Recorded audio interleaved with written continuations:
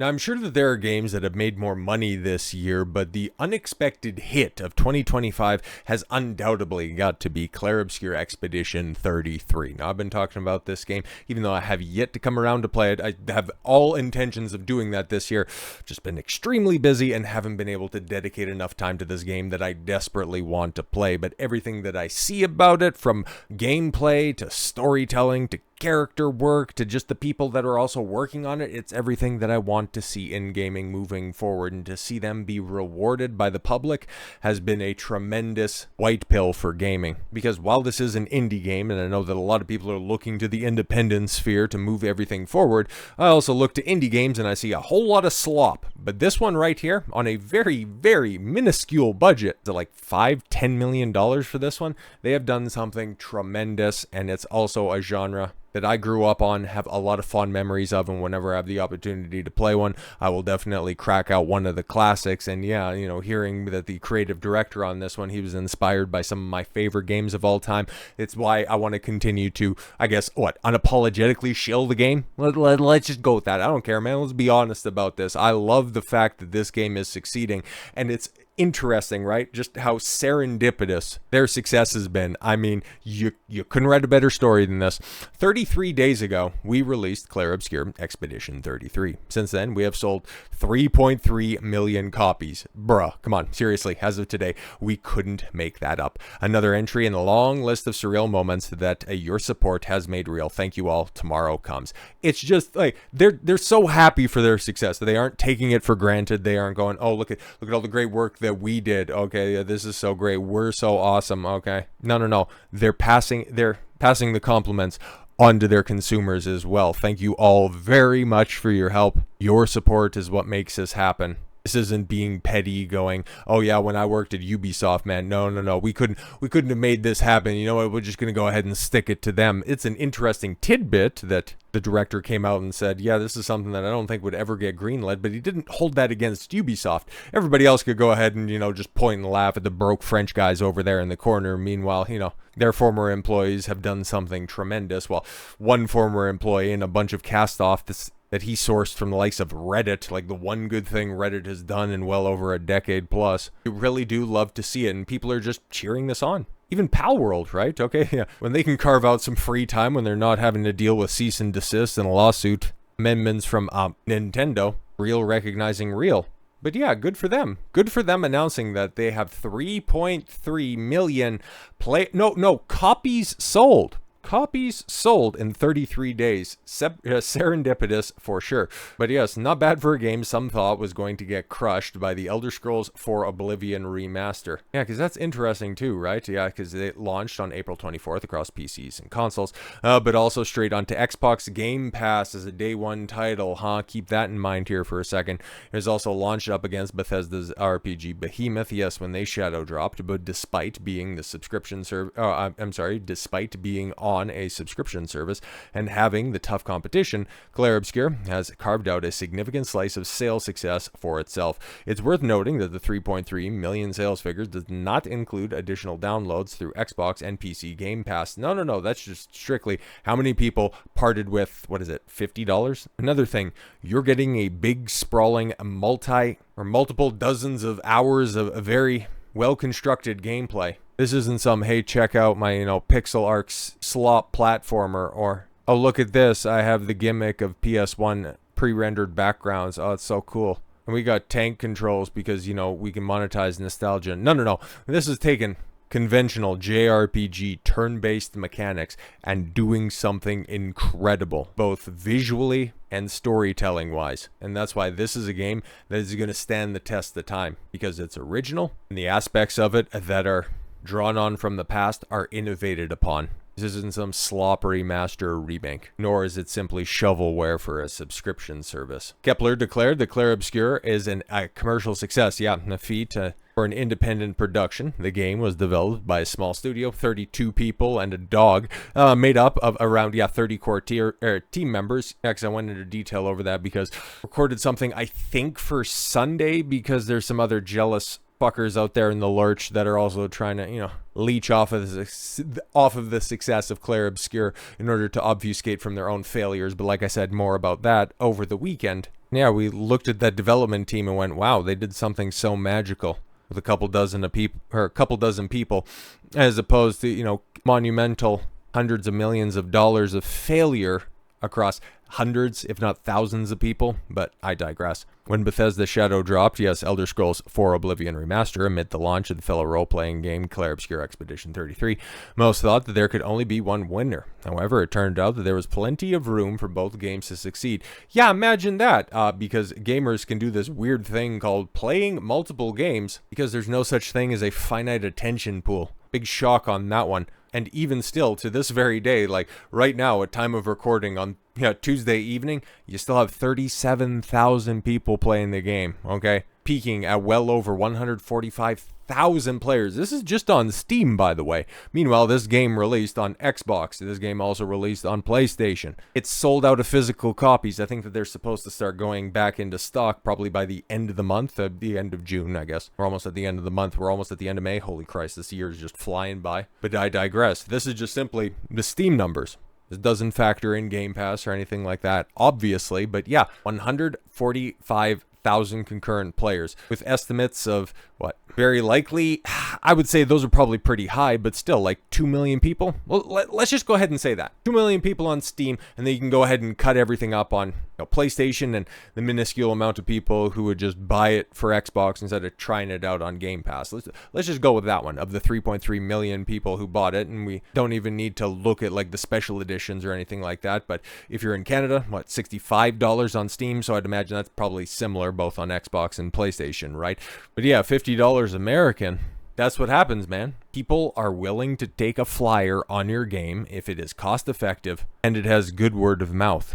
It's not rocket science, man. And then I want to compare and contrast that because we've already kind of done that with the Oblivion remaster and something that came out, in fact, just recently, okay, where they also announced that they have over 3 million players. Oh, right, not sales, and in fact, since when this was first announced, May 20th, okay, Doom the Dark Ages, okay, they announced that, yeah, it's the biggest launch in id's history, 7 times faster to 3 million players than Doom Eternal, which that is all well and good, and here we are a few weeks after its release, and honestly, the people that were playing it, well, a lot of people have kind of fallen off. Okay, because you take a look at the amount of people playing on Steam, okay, and you have, at the same time here, 7,200 people playing, topping out at 31,470 players. Well, 6,500 people right now. I just refreshed it right there for posterity's sake. But over this past weekend, not great. Topping out at 13,000 people for a game that also released day and date on Game Pass, just like Clair Obscur. And then you take a look, okay, the price history. Cool, $70. There's cause for concern on that one, obviously, because the first 2 Doom games, okay, 16 and Eternal, they were generally well received. The 16 for sure, and Eternal, some people's mind, it was a bit of a step back. In other people's perception, it was keeping pace, if not better in certain aspects. I liked me some 16 well enough, but I kind of fell off on that one. I haven't yet got around to Eternal. And when it comes to Dark Ages, I mean, everything that I'm kind of hearing about it is, nobody really has anything positive to say after like the first couple of days of release. And more often than not, I'm just hearing people going, yeah, it's fun, but I'm not really inspired to go back. Like I got other things that I could be playing. When I talked about this before and I said, yeah, the game's kind of flopping because you could take a look at the contemporaries and 31,000 people on its launch weekend. Yeah, that's really bad. That is not good at all whatsoever. No. People immediately want to jump to the conclusion that, oh, you're just rooting for this to fail. It's like, no, I like the Doom games. I like what they're doing, okay? I'm just simply pointing out reality and saying that the high price of these games is gatekeeping people who would otherwise be willing to try out a game. It's just stopping them before they come in. I'm sure if you reduce the price of this, and Doom games traditionally go on sale reasonably quickly, I would imagine you might see an increase in players. It's just right now, $70 for a game that they could probably get a similar experience from something from 2020 and then from 2016 as well. There's no impetus there. And while Bethesda, id, or Microsoft doesn't want to reveal how many sales it has, well, that's not stopping outside research firms from pointing out that Doom the Dark Ages has reportedly sold less than 1 million copies. Oh, well, what was that? That little fucker? I wanted to say something else so goddamn bad, but I'm glad I caught myself there for a second. Is that little fucker in the comment section who was like, oh, it didn't flop, little bro? Which, fuck, I'm 6'6" and 35. You can go fuck yourself if you want to call me little bro. I was right. I was always right. I'm going to go ahead and pat myself on the back for that one, for just simply pointing out reality. I don't want id to fail. They've done tremendous stuff. They are a legacy brand. They should be right up there and regarded alongside Nintendo and Sega as some of the foundational people, a foundational studio in gaming. It's just the Dark Ages didn't really hit like that. Case and fucking point. Out of the 3 million players that Bethesda bragged about last week, 2.2 million were said to be playing through Game Pass. A game that arguably cost upwards of $100 to $200 million. And instead of getting 3 million people to check this out at $60, $70 a pop, you got 2.2 million people checking it out for what? $20? Yeah, the math ain't fucking mathing on this one, kids. Ever since AAA game studios started promoting their games by boasting about the number of players instead of how many copies they sold. Yeah, it's so funny, right? Because we had EA, well, not so recently, but earlier this year, come out and say, yeah, Dragon Age the Veilguard it got a lot of critical acclaim and it got 1.5 million interactions. It's like, okay, how many sales? 1.5 million players. Fantastic stuff. And what about Assassin's Creed? Oh yeah, it came out. Oh man, like 3 million people played Shadows. Good stuff. How many sales do you have? Like 1.5. Don't worry about it. Oh, okay, cool. And then Doom. Yeah, 3 million players in the first couple of days. Good stuff. Are we going to get a follow-up on that one? No. 3 million players. First 5 days. 7 times faster than Eternal. Don't worry about that. Just don't. Also, look at the Steam concurrent counts when, Eternal, eclipsed over 100,000 people. And barely a third, actually less than a third, checked out Dark Ages. But hey, 2.2 million people went over and played on Game Pass, right? But yes, with that in mind, it's no surprise when Bethesda pulled in Assassin's Creed Shadows, there you go, and revealed that Doom the Dark Ages hit 3 million players, an eyebrow was raised about the game's actual performance. And according to analysts, the negative reactions to the reveal are justified, with the latest Doom performing much worse than its publisher makes it out to be. Yeah, exactly. And this is a game that, honestly, like I said, people were not exactly that enthusiastic about it, but they also weren't negative on it. Like, it was a competent game, yeah, for the most part. It's more Doom gameplay, but kind of has a slow mech part, and you can ride a dragon, which in Doom, that sounds cool, but you just kind of want fast arena-based combat. You don't really want, a fire-breathing dragon when you can have, like, a chainsaw shield. That's just way cooler. But anyways, according to Alinea Analytics, okay, by the time the announcement was made, the Dark Ages had actually sold less than 1 million copies, 800,000 to be exact. Oh fuck! And while it's a commendable number. Well, it would be. It's not as impressive considering that it's Doom we're talking about, a AAA game backed by 3 industry giants in an installment and arguably the most iconic FPS series of all time. Yeah, when you factor the rest of that stuff in, how Microsoft has been pushing this game very hard since its reveal, how it was central to both of their developer directs from earlier this year, and how it is honestly, like, their biggest first-party title that is going to be coming out this year, and it's a fucking flop. Of the 800,000 sales, Alinea estimates 200,000 were on PS5, 200,000 were also on Xbox, and 400,000 were on Steam.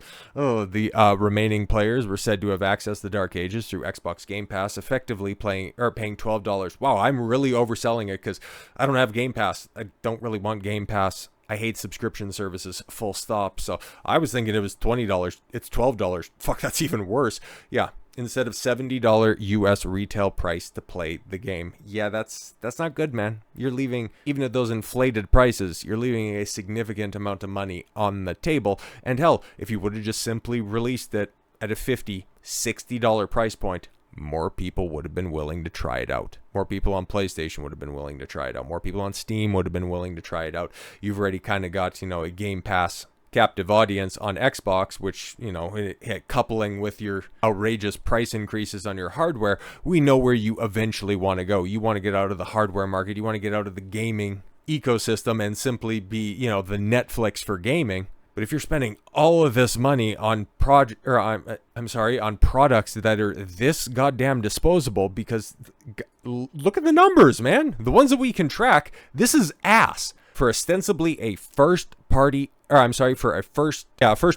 single player FPS title. 7,500 people, not even 2 weeks after release. Fucking hell. Yeah, you look at the Alinea breakdowns right here. 3 million players, 2.2 million on Game Pass, 0.4 million overall on Xbox, 400,000 on Steam, and 200,000 on PlayStation. That is trash. Absolute trash. Another analytics firm, Ampere, reports a slightly different sales distribution, noting that out of the announced 3 million players, 500,000 experienced the game on PlayStation 5, and 2 million players on Xbox, both through sold copies and Game Pass. So yeah, it's a distinction without a difference. It's ostensibly organizing the deck chairs on the Titanic. It's not good. It doesn't matter how you slice it. No matter which firm you choose to believe, Alinea, Ampere, maybe neither. These findings, combined with the observable reality, the Doom the Dark Ages poor performance on Steam, and the general sentiment around the game being less positive than 16 or Eternal, make it evident that the game at its $70 price tag failed to excite many players. Which, yeah, if it would have been, and that was my argument to begin with, if this wasn't $70, if this wasn't available on Game Pass, we wouldn't be hearing in the next couple of months that it is going to be laying off some people. And Microsoft isn't going to be making big sweeping changes in the very near future. If they would have actually made a smart business decision instead of trying to push a technology and a platform that clearly isn't working. It's great value. Obviously, like $12 for a AAA experience, that's amazing stuff. That's a little bit more, depending on where you were at. It's probably like, price of 2 rentals from back in the day. I forget what Blockbuster's prices were, but yeah, that's it's probably an older game and a new release just stapled together. But yeah, every game that you could play for $12 for a month, the math ain't mathin'. But as such, men lie, women lie, but numbers don't. Doom the Dark Ages is a fucking flop, little bro. Expedition 33 is a fucking hit. Stop pricing your consumers out of the game. Pretty simple stuff, right? So with all that said, thank you all very much for the gift of your time. I've been Don Consuelo. I want you to follow your gut and get after it. Take care, everyone.